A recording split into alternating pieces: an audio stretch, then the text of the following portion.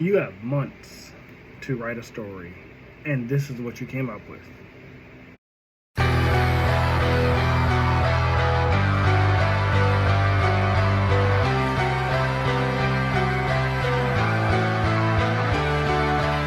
Hey guys, welcome back to Everything Anime Podcast. I'm one of your host, Shinry. Here at the Everything Anime Podcast, we're talking different from anime, manga, video games, TV shows, and whatever relevant topic we're talking about.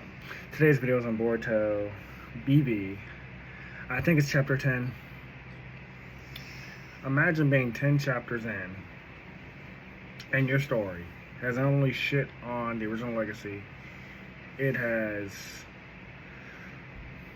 nerfed the main characters so much, characters that people grow up to love over 10-15 years in like 90 chapters. 700 chapters of work in Naruto, all undone by 90 chapters.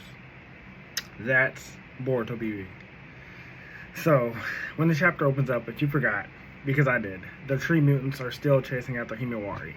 They're after Himawari because for some reason, she's registering to them as Naruto, and they're confused because they know Naruto is in some kind of pod somewhere with Hinata locked up, sealed away.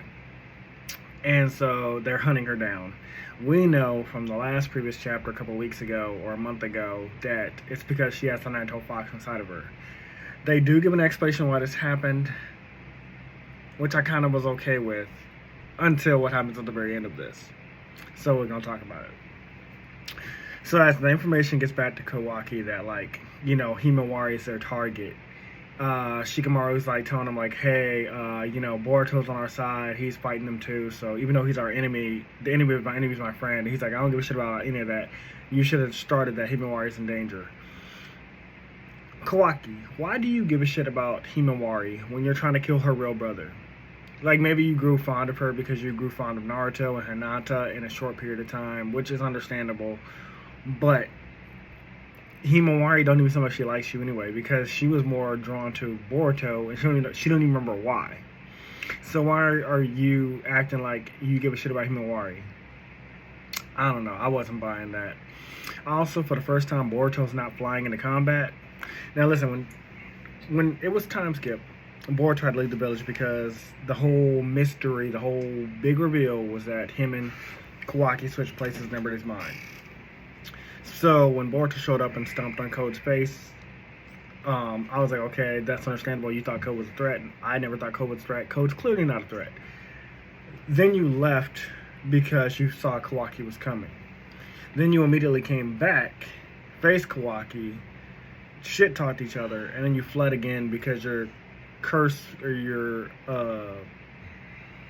karma mark was acting up. But now, when your sister's in danger, which is a legit time to be racing back to the village, you're hesitant. Like, yes, I understand if him and Kawaki are in the same place, the karma whacked up. But, like, this is your sister, and these tree mutants that only you and apparently Kawaki can stop her after them. Which we're going to get to that in a second, too. So, I was like, that made no sense. Now, Konohamaru shows up, and he is one of the targets that the tree people are looking for, but, like, that doesn't go anywhere yet, so don't worry about that. But he basically confirms, like, the one that's named Jura, the one that's acting all emo, he has Sasuke's DNA, which I think is going to mean something later. It doesn't seem like it means anything now, but that's what he says. And then Sadara and class rep appear, and this is immediately where my problem comes in. So once Sadara notices that this guy has the same jutsu as her dad, like, Jura tries to attack her because Jura's the one that's after Sadara, I guess. But she outclasses him. A Genin, max tuning level, outmaxes this tree mutant, which is supposed to be stronger than Code, which Code was supposed to be planetary because Boruto used a planetary Rasengan on him, which didn't even kill him, by the way. If these tree mutants are above Code, and Code was above Boruto, and what do you see what I mean? These Genin are walking over the villains. These villains that were hyped up after appearing to be so dangerous, got outclassed by another fucking Genin in the same chapter. And yes, you could say, oh, she has a Sharingan. That's how she outmaneuvered him. But even with the Sharingan is very basic. The Sharingan has been outclassed several times, even in Naruto. So for a new villain to show up, a new powerful villain, to be outclassed by a basic fucking Sharingan, because even Atsushiki outclassed the Sharingan. Boruto took out a Rinnegan. So that's what I mean. These villains, the person writing the story, you're doing a terrible job. These villains are so weak as fuck. So now let's get to the part about the Biju that I didn't mind at first. So apparently the Biju are like devil fruits. Like at some point they will manifest again, even after they died. I'm okay with that because we did know from previous reading in Naruto that Biju are basically manifestation of chakra. So because chakra doesn't really disappear, it could be like matter, where like matter can't be destroyed. It's only like changes form. I'd be okay if like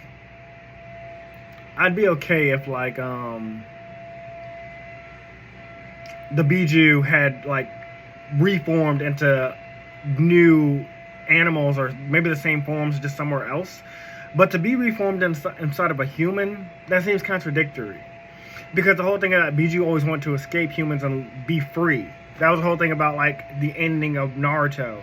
The Biju wanted to be free, but Kurama chose to stay with Naruto, and Biju, and the A-Tails chose to stay with like the Killer Bee, and I think Shukaku chose to be with Gaara. I don't remember, but that was their whole thing. So why would a Biju be reborn inside of a human? And they try to give like this brief explanation, like this, like sweep it on the rug, like, oh, maybe it was our destiny, or maybe it's because of Naruto and Hinata's bloodline mixing together. Either way, he's like, don't think about it.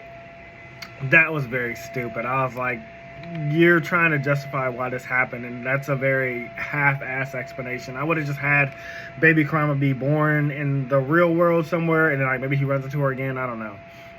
Anyways, as one of the tree mutants continues to chase down the kids, they eventually destroy, this is just a joke I want to throw in there, they eventually destroy like Inoji's like beast memory cartoon bird, and so Chocho has to go gum balloon to save them.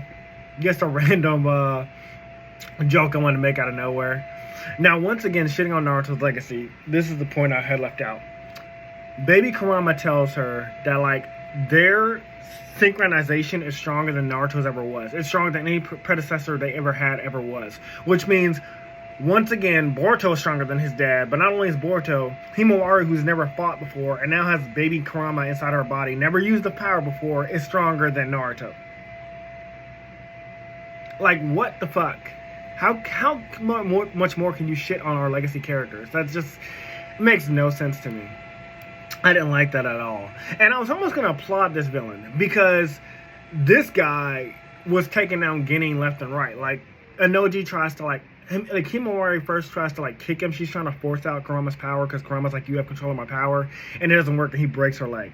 And then after that, Inoji charges in, and he, like, basically bitch slaps Inoji before, like, stabbing him through. And I was like, okay, yes, this is how a villain should be. You're a powerful villain. You should not be taken down by a Genin, period. You should have been wiping the floor with the Genin, period. But because this isn't a well-written story, Himawari instantly goes Nine-Tailed Fox mode, or like basic Nine-Tailed Fox, I don't know what we call that. Or let's just call it base Kurama mode. But she's in full control, whereas Naruto had like minor control. She has full control, and I'm just not buying it, man. So that was pretty much the end of the chapter. Overall, my thoughts are it's bad writing. You're shitting on the Naruto legacy. You're constantly saying that these kids are stronger than their parents, and we're not seeing it. We're not seeing the growth. They're just, you're your father's kid, so you're stronger. You're the next generation, so you're stronger. That's not how you write a story. And I've written next generation characters. Show vs. Shinry is a trilogy. And I mean, the next generation happens after that, but the kids aren't just automatically OP stronger than their parents. They had to develop that over the years. But again, this is Boruto. This is why I don't like it. I have to see where it goes next chapter. Speculation is that baby Kurama / Himawari unlocked base mode is gonna stomp on this on this tree mutant, and then maybe the tree mutants will be weak and I'll have to fuse together into a new villain. Who knows? This is why I said I don't think Boruto BV is going to be that long. I predict Boruto BV will be less than 50 chapters because no villain is showing a threat because they're all being defeated by Genin. There's no goal for these guys aside from devouring these 4 people. Sasuke, which they've done. Naruto, which is sealed away. Konohamaru, which is definitely going to be easy. I don't see Konohamaru putting up a fight. Ida, which is probably going to be easy because they have to nerf Damon somehow. You know, and then obviously Boruto. I don't think they were interested in Boruto. Sadara. So I just see this. I just don't see the threat. I don't see the story. I don't see where we're going. I don't see the goal. Anyways, I don't want to make this video too long. I get it to work, but that's all I wanted to say. Quick little video. Boruto BV, you gotta do better next chapter. You gotta do something. Hey guys, this video was sponsored by me, the author of the Shinry series, the Chronicles of Wayne, and Monsterverse. So I figured I'd do this outro a little bit different by showing you guys what you guys will be checking out. So, the Shinry series starts with Book 1, Shobu Samurai Project Aryoku. 10 years after the death of his parents, Shobu Samurai returns home seeking vengeance, but instead faces a choice to save his home from shadow creatures, blood beasts, and an organization once thought dead. Shinry's Shobu Samurai starts at $9.99, and if you love anime, manga, Naruto, One Piece, Bleach, Yu Yu Hakusho, Fairy Tail, Shaman King, Rave Master, Zatch Bell, anything like that, the Shinry series is definitely the series for you. You'll definitely want to check it out. The Sword of Light is probably the thickest one so far, and then these books are 2. This is Enter the Dread Zone Tournament, and the series original ending, Arado the Legendary Conjuring Master. So, and I'll just show you guys some of the covers. Really proud of all of these, but I hope you guys check it out. If you don't like that, I also have the current published books for the Chronicles of Wayne, Love Be Damned, Cotton Candy, Full Moons, Fabled Lovers, A Cursed Virgin's Bite. If You Go Where Monsters Dance, Red will Rain Over Your House. Love Be Damned.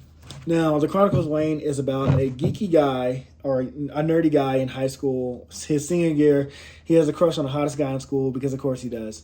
He's only got one best friend, and her name is Barb. Well, the hottest guy in school turns out to be a werewolf. And to make the story more interesting, he bites Wayne and turns Wayne into the first ever wolfman in the last 10 years. And because of that, it was also a sacred law that wolfmen should never be created. I don't want to get into too much of the Chronicles of Wayne without spoiling it, but I can tell you it's very short. This one sells for $6.99, and Love Be Caged right after it. The ending of this trilogy, Love Be Liberated, comes out in October. So I'm going to definitely do a more full in-depth review of this one. But yeah, it's an LGBT fantasy fiction story about werewolves, vampires, white witches, a dark warlock, and, well, many, many more surprises to come. So if you guys like to read, I definitely recommend. These are all the books so far in the Shinry series, except for Shinry's Beginning. I do have that one, but it's just not here with me. But yeah, I appreciate a like, support, or just a review on Amazon. Either way, thank you guys for watching. I hope you guys have a great day.